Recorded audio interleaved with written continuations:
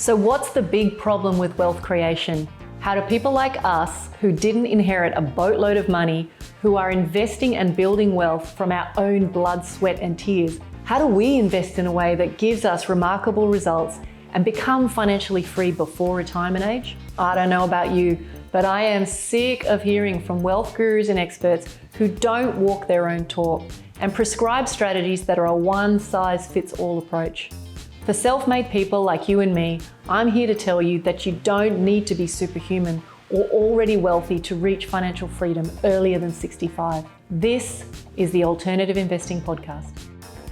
Hey guys, welcome back to the podcast. In today's episode, I want to do something a little bit left of field, but nonetheless very interesting to many of you, which is talk about the 4 models of financial legacy. Now, one of the reasons I am bringing this topic up is I ran an event over the weekend. If I were to reflect on what my intention for this event was, not just to talk about legacy in the pretty boring bread and butter financial structures and legals, but really challenge people on what they think legacy is, how to implement some really cutting edge ideas in their own families to help them stack the odds in their favor. Give people, instead of this very loosey-goosey definition of financial legacy, is to get extremely concrete about it. Now, when I started the event on Friday last week, where I started talking about the data surrounding financial legacy, and there are 4 or 5 legacy studies that have been done longitudinally over many years, potentially even over 3 generations, to verify this idea that the majority of financial legacies, they fail. And when I say they fail, it means that the parents do this great job of creating the wealth, they pass it on to the kids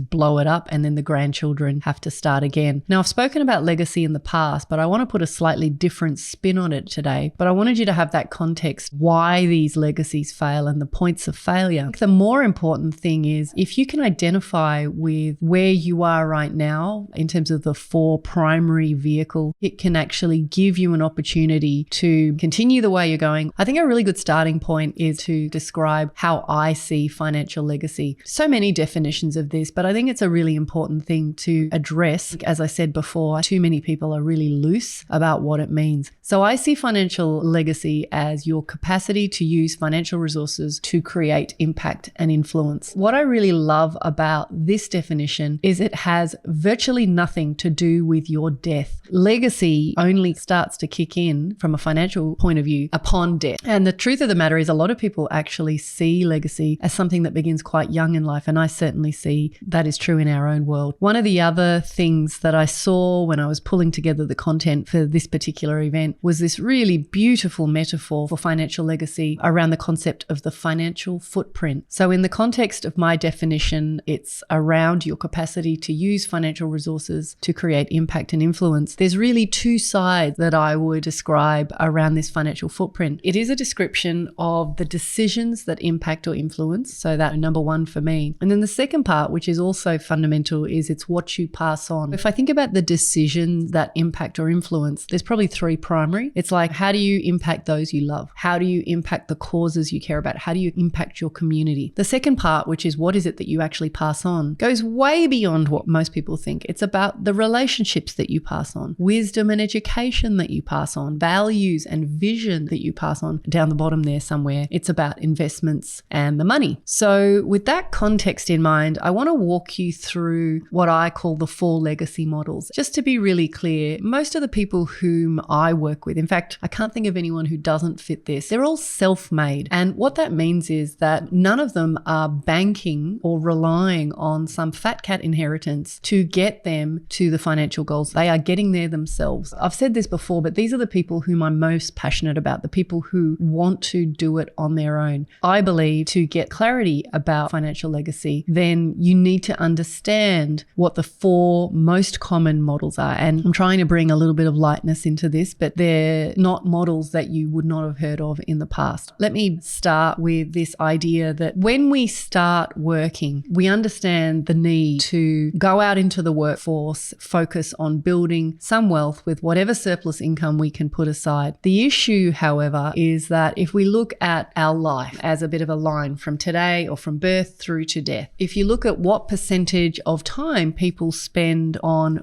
building their wealth, worrying about their investments and their wealth building, it is the vast majority of that timeline. The percentage of our life that we spend enjoying our wealth, even just at a personal level, is relatively small. And then the percentage of our life that we spend transitioning wealth to the next generation is even smaller. To some degree, what I was arguing is we really have that model upside down. I'm just giving you all of this information for context. The first most common model of legacy, and I'm actually going to do my best to describe for you the model that I drew on the whiteboard. If you imagine when you go into the workplace, your goal is to generate surplus and then to invest that in assets which grow over time. Now, unfortunately, at that point in time where most people hit some definition of retirement or financial independence, the goal is that you've created this beautiful nest egg. And unfortunately, the common experience for many people is that the cash flow coming off those investments is actually not enough to cover our own personal living expenses. So when we have a gap, a negative gap between the income coming off our assets, the living expenses that we need to maintain our lifestyle, most commonly happens is that people feel they have no choice but to sell down their assets. In this first model of legacy, what happens is that people sell down their asset and unfortunately they misjudge how much they have, and so they fall short, they overspend, or there's some permutation around just running out of assets and resources before you die. And I call this the dead duck legacy. The dead duck legacy is where essentially you run out of resources and you find yourself in a situation which I call dependency. That means you're either depending on the government, you're depending on family and friends, kids, whatever, but you are unable to financially support yourself for the balance of your years between when your resources run out and when you die. Now, obviously in this model, when you die matters greatly, because if you live too long, you're going to be in that situation of dependency for even longer. So again, that is the dead duck legacy, and clearly that is not where we want to be. The second model, we end up in the same situation. We get to the point where we're saying, okay, we want to be retired. We've got this nice little nest egg of resources, but the cash flow coming off those assets isn't enough to cover our living expenses. So we have no choice but to, again, sell down those assets. Now, in this instance, maybe we're a little bit more careful. We actually work out roughly how long we think we're going to live and we allocate our resources more carefully. And the goal or the hope is that we sell those resources down as we approach our death. The resources just peter out to nothing. I call this the skinny cow legacy because it is a version of the legacy model where you are eating the cow, but you are trying to dovetail your death with the running out of resources, unlike the dead duck legacy. Unfortunately, in this version of legacy, when you die does actually matter. So that is the skinny cow legacy. The third model of legacy, same scenario. You've got a situation where you've invested well, you've got a reasonably good nest egg, but you find that come retirement, you have a shortfall. The income stream coming off those assets isn't enough to cover your living expenses. And so you set about selling down assets. Now, the dream for all three of legacy models that I've just described is that you sell down the assets, but you end up still continuing to have a pool of or a lump sum of assets that are left upon your death. Now, I call this the lazy panda legacy. So there's some eating of the cow, there's some reduction of assets that you have to rely on to get you through your retirement years, but you get to leave a few pandas behind. Now, people in my program know this expression quite intimately, and it's, I talk about big fat lazy pandas. Often what happens is that you end up leaving behind these assets that don't generate a whole lot of cash flow. So unfortunately, the recipients have no choice but to sell. Those three legacies, the dead duck legacy, the skinny cow legacy, and the lazy panda legacy, they kind of leave you in a situation where effectively you might have done all the right things to build a pool of assets, and you think you've done all the right things, and then you find yourself in a situation where you have no choice but to eat the cow. Some version of eat the cow. Obviously, the worst case scenario is you fall short and you don't have enough to get you through to death. The skinny cow is where maybe you just get it right, and the lazy panda is maybe you have something left over, but it's in a form that's not palatable to recipients, so it ends up getting blown up anyway. That is the predominant paradigm endorsed by most financial planners. Let's put you on a wealth creation savings plan, which will compound over time, get you to a point in time where you've got this nice little nest egg, but deep apologies if it doesn't quite cover your living expenses. Now you've got no choice but to sell down those assets and eat your cow. I find those 3 legacy models incredibly painful, because if you've worked your tail off to build a pool of resources only to find that you have to sell them, how can you possibly be potent around financial legacy design? That brings me to our very last legacy model. Now, in this last legacy model, you find yourself in a situation because you've invested in assets where you also consider the income stream that is generated much sooner than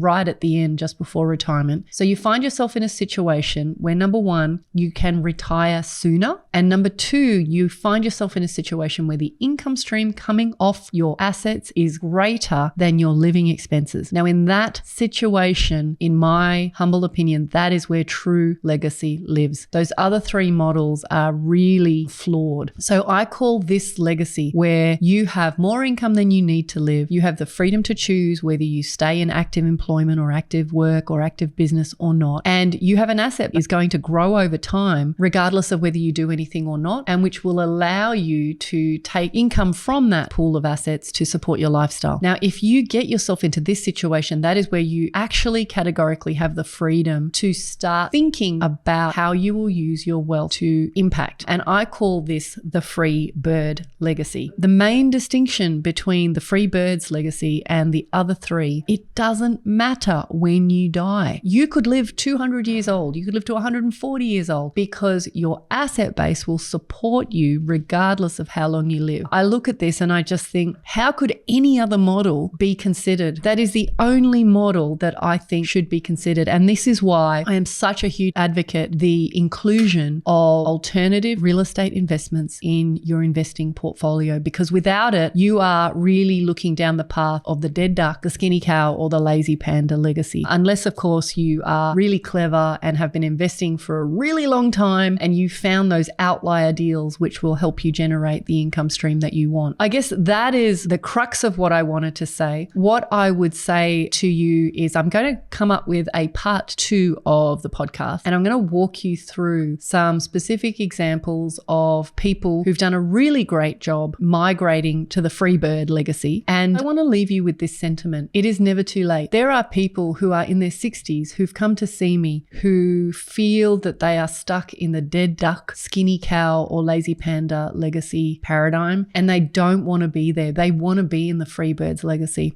And so they want to understand what and how. I can tell you right now, there's no radical action required. It's about a paradigm shift. It's about reallocating resources, and it's about taking charge of your financial assets instead of advocating decision-making to others. This is definitely a topic around which I'm super passionate. I think too many people suffer in retirement or skim in retirement because they just don't know when they're going to die. They just don't know if they have enough. And that is probably the pain point that I hear the most. How do I know if I have enough? And so people do one of 2 things. They work longer than they should, and they rob themselves of all the dreams that they had for what they would do if they weren't working in active income. The other thing is they work longer than they should at the expense of relationships, health, and life in general. It's not too late. If this is something that interests you, I would double down. Go and get the free resources that I have. Have a look at other podcasts. But if you're serious about wanting to create financial legacy that endures, when I say endures, I mean endures like indefinitely for multiple generations, hundreds of years, then you've got to start thinking differently. Hopefully this has resonated with some of you, and I very much look forward to the next part of the podcast.